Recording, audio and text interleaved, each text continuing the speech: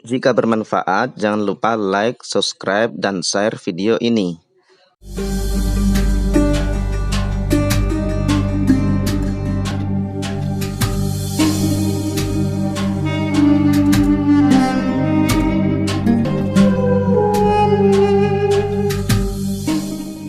Bismillahirrahmanirrahim. Alhamdulillahirabbil alamin wa bihi nasta'in ala umuri dunya waddin wassalatu wassalamu ala asyrafil anbiya wal mursalin sayyidina wa maulana Muhammadin wa ala alihi wa sahbihi ajma'in.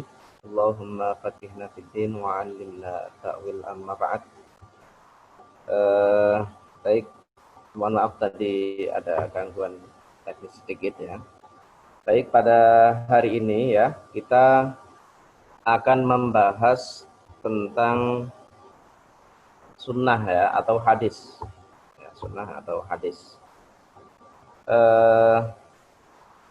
Sedikit banyak nanti kita akan membahas tema tersebut ya, terkait apa saja yang menjadi objek kajian atau berkaitan ya dengan hukum Islam ya, maupun juga pemahaman terkait hadis atau sunnah itu sendiri. Oke, saya tampilin halaman pertama.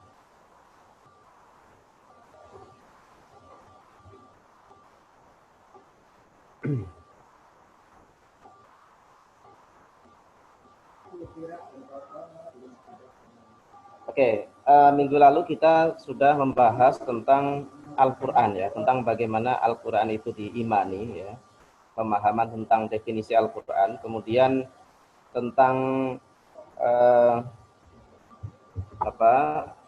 pemahaman bagaimana memahami Al-Quran melalui ilmu tafsir ya, dan hal-hal yang berkaitan dengannya. Nah, pada hari ini kita membahas tentang hadis ya. Ini kelihatan ya, ini yang saya share nih.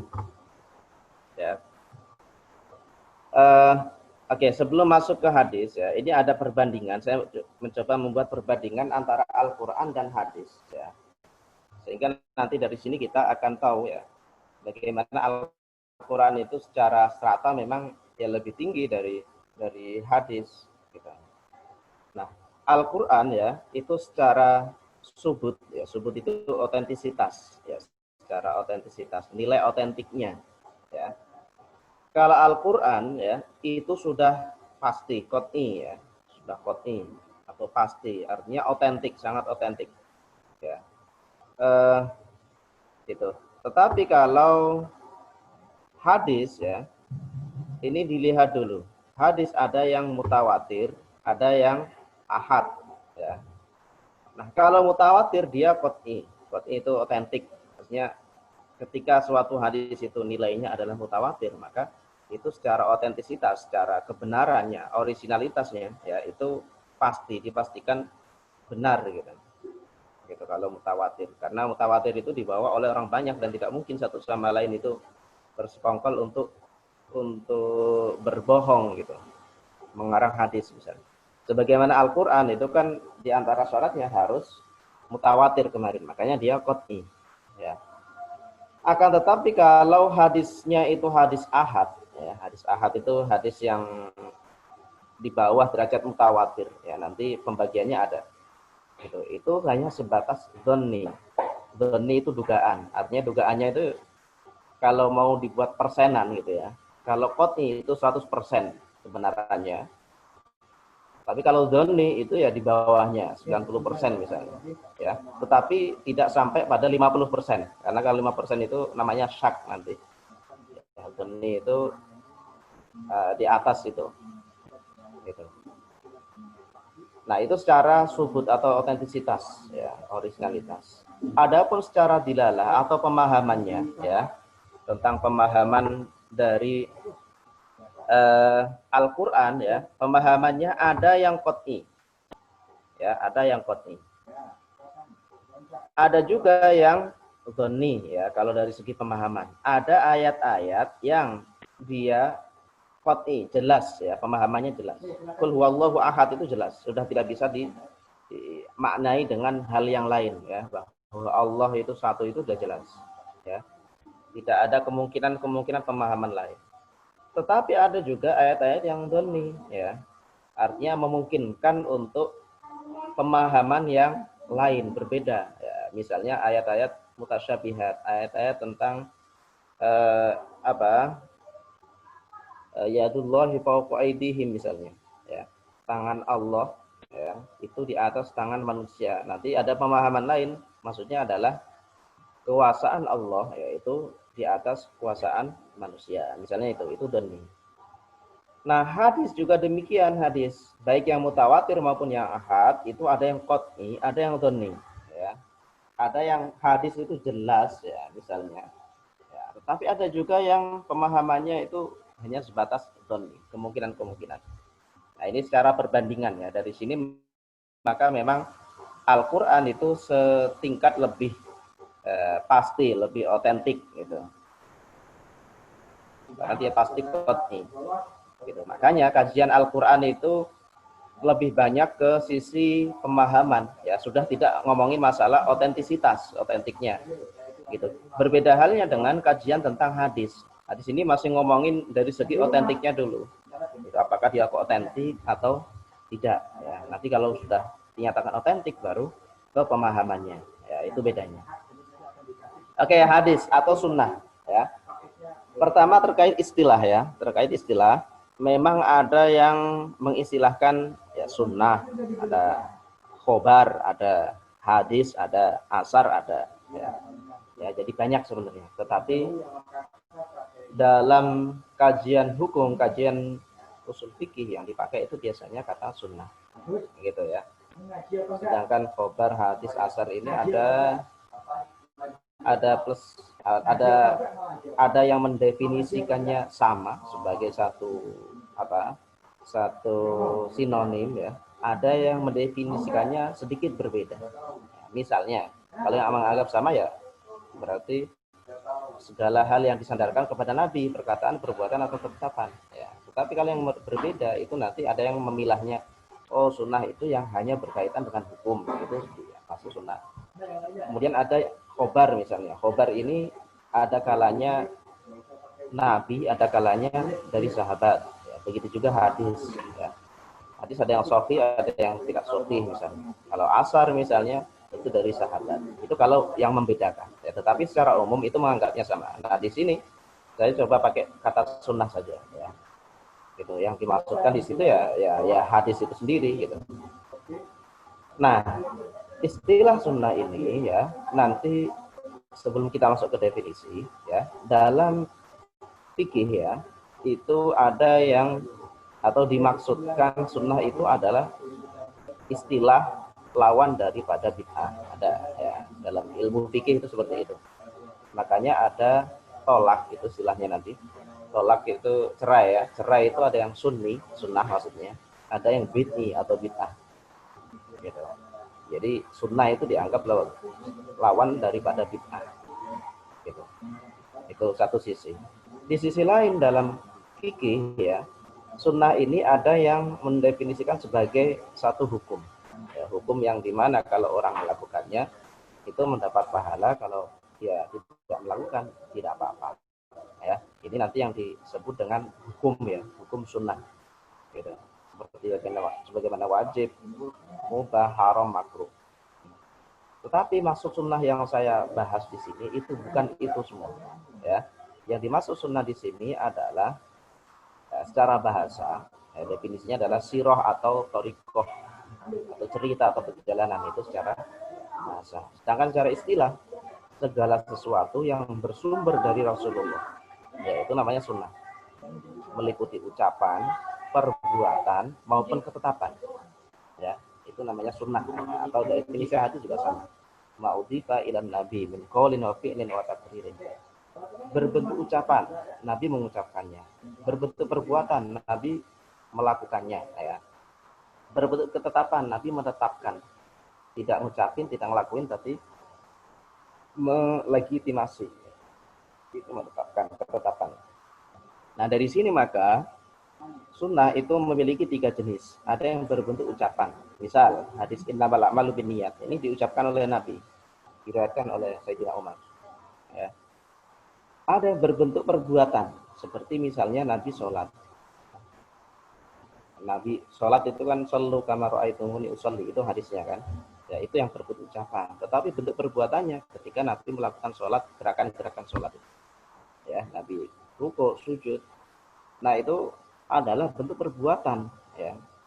Sahabat melihatnya kemudian meniru, yaitu hadis perbuatan. Begitu juga ketika Nabi puasa, itu juga sama seperti itu. Nah, kemudian yang ketiga, jenis ketiga adalah ketetapan. Ya, terbentuk ketetapan. Ini seperti diamnya Nabi, ya, ketika dihidangkan top atau biawak. Biawak tapi biawak Arab ya. Biawak Arab itu hukumnya boleh, ya, boleh halal. Nabi itu memang nggak suka, ya, Nabi itu memang nggak suka. Tetapi pernah suatu ketika Nabi itu dihidangkan, ya, biawak, ya, tetapi Nabi diam saja. Dop ya, dop tadi dihidangkan di hadapan Nabi. Nabi diam saja, tetapi Nabi tidak memakannya. Nah, bentuk diamnya Nabi ya di situ itu bukan berarti haram karena Nabi tidak melarang. Gitu. Kemudian ternyata nanti di akhir hadis tentang itu Nabi mengatakan, memang Nabi nggak suka dop, ya, tetapi bukan berarti itu haram. Ya. Nah, itu ketetapan. Seperti halnya misalnya hadis lain nanti misalnya ketika sahabat melakukan sesuatu misalnya di hadapan Nabi, Nabi tidak melarang, maka itu disebut ketetapan Nabi. Ya, takrir ya, atau ketetapan. Nah itu ya, itu jenis ya, jenisnya ada 3. Ini jenis secara umum, nanti ada rinciannya lagi. Nah, hadis ya, secara peran itu dapat dilihat secara struktural maupun fungsional. Secara struktur ya, secara struktural hadis atau sunnah ya, itu menjadi sumber hukum kedua setelah Al-Quran. Secara struktur ya. Jadi tingkatannya Al-Quran dulu, setelah Al-Quran kemudian hadis. Itu secara struktural. Tetapi secara fungsi ya, hadis itu memiliki banyak fungsi. Pertama sebagai penjelas Al-Quran. Ini sebagaimana ayat wa anzalna ilaika dzikra litubayyana lin-nasi ma nuzila ilaihim, ya. Dan kami turunkan kepadamu adzikra Quran, ya, litubayyana lin-nasi, agar engkau menjelaskan kepada manusia. Nah, ini ayat ini mengindikasikan, menyeru Nabi agar menjelaskan isi Al-Quran melalui hadisnya. Tapi kadangkala ya ayat Al-Quran ini, hadis ya atau sunnah ya, itu berfungsi sebagai penguat apa yang ada dalam Al-Quran. Ya, misalnya apa? Misalnya sholat tadi ya, sholat. Dalam Al-Quran itu ayat-ayat sholat banyak sekali, tetapi bentuknya wa aqimus sholata wa atuz zakat. Dan dirikanlah sholat gitu aja. Bagaimana cara sholatnya? Nah itu harus ditemukan dalam hadis. Itu makanya muncul sallu kama ra'aitumuni usolli. Dengan demikian maka hadis di sini atau sunnah itu menjadi penguat, ya, menjadi penguat daripada Al-Quran, apa yang ada dalam Al-Quran. Nah, fungsi lagi ya, kalau dalam mazhab Syafi'i, hadis itu menjadi penasah hukum, ya, menjadi penasah hukum dari Al-Quran. Ya, ini menurut mazhab Syafi'i. Nanti mazhab yang lain itu ada yang tidak, ya, karena secara tingkatan tadi Al-Quran lebih tinggi, jadi kalau dinasah hukumnya itu tidak sampai gitu. Oke. Kemudian yang keempat itu sebagai tambahan dari apa yang belum dibahas oleh Al-Quran. Ya, segala hal, banyak hal yang belum dibahas. Al-Quran itu lengkap ya, lengkap, tapi secara umum. Rincian-rinciannya itu tidak dibahas oleh Al-Quran. Maka itu kadang ya disentuh oleh hadis atau sunnah. Sunnah membicarakannya. Gitu. Nanti banyak hal ya terkait hal itu. Misalnya hal-hal yang berkaitan dengan urusan apa rumah tangga misalnya, tentang haid misalnya, tentang mandi ya, itu kan Quran tidak membahasnya ya, tetapi itu dijelaskan oleh hadis. Oke, itu ya, itu terkait fungsi. Kemudian berkaitan dengan sunnah juga itu ada fenomena ingkar sunnah ya, orang yang tidak mempercayai sunnah ya, atau hadis ya, mengingkari keberadaan hadis atau fungsi hadis. Gitu. Nah, dalil mereka biasanya yang dilontarkan ya oleh orang-orang yang ingkar sunnah, yang tidak percaya atau tidak memakai sunnah, tidak memakai hadis ya. Itu dalilnya biasanya adalah karena Al-Quran itu sudah tibyan itu sudah jelas ya. Jadi tidak butuh penjelas katanya ya. Ada ayat tibyanan likulli syai'in wa hudan wa rahmatan liqaumin yu'minun ya. Itu ada ayatnya. Bahwa Al-Quran itu sudah tibyan jelas. Itu argumen mereka. Di sisi lain mereka mengatakan bahwa sunnah ya itu penjagaannya dipertanyakan, berbeda dengan Al-Quran. Kalau Al-Quran itu kan jelas, di Quran itu inna nahnu nazzalna dzikra wa inna lahu lahafidun. Sesungguhnya kami Allah ya menjaga Al-Quran ya, menurunkan Al-Quran dan akan menjaga Al-Quran, itu dijamin oleh Allah. Satu sisi yang lain, sejak zaman Nabi sudah banyak yang menghafalkannya ya, itu Al-Quran. Kemudian juga dengan cepat dibukukan. Berbeda halnya dengan hadis. Zaman Nabi itu belum dibukukan. Gitu. Jadi masih tercerai-berai, ada di hafalan para sahabat. Nah itu kan berarti penjagaannya masih dipertanyakan. Gitu. Kelompok-kelompok ingkar sunnah seperti ini dengan argumennya sebagaimana saya sampaikan tadi, ya, ini dapat kita tolak melalui beberapa sanggahan. Misalnya, ya, tadi argumennya adalah tibyan, bahwa Al-Quran itu sudah tibyan, sudah jelas. Ya. Oke, sisi tibyan Al-Quran itu memang iya, ya, tetapi justru tibyannya itu ada pada hadis diantaranya. Ya. Jelasnya Al-Quran itu diantaranya melalui penjelasan hadis. Gitu. Ya. Jadi Al-Quran itu jelas. Jelasnya ya, melalui penjelasan hadis Nabi. Gitu.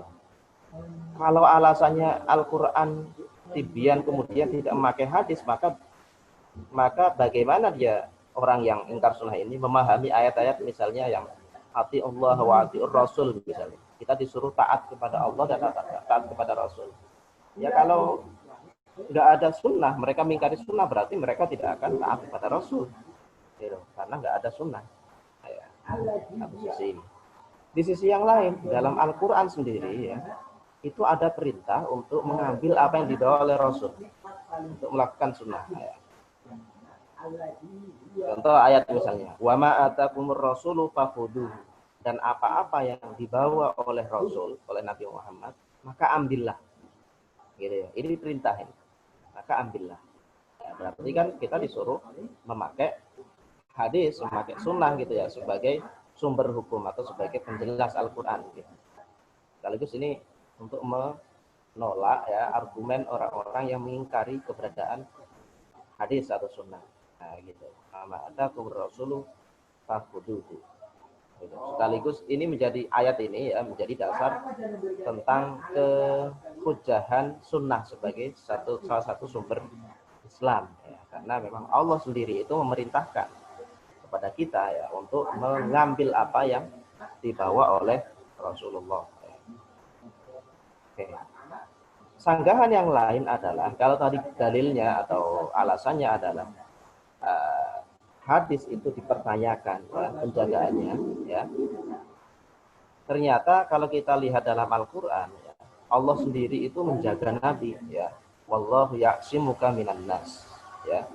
Menjaga Nabi maksudnya menjaga kebenaran hadis yang ia bawa, menjaga keberadaan hadis ya. Adapun memang ada hadis-hadis yang kemudian menyebar kepada kita, itu ada yang palsu, ada yang lemah ya. Tetapi kan itu nanti kemudian melalui seleksi, dan karenanya ya penggunaan hadis sebagai sumber Islam, sebagai hujjah dalam Islam ya, itu harus melalui uji otentik ya, uji keotentikan hadis tersebut. Ya.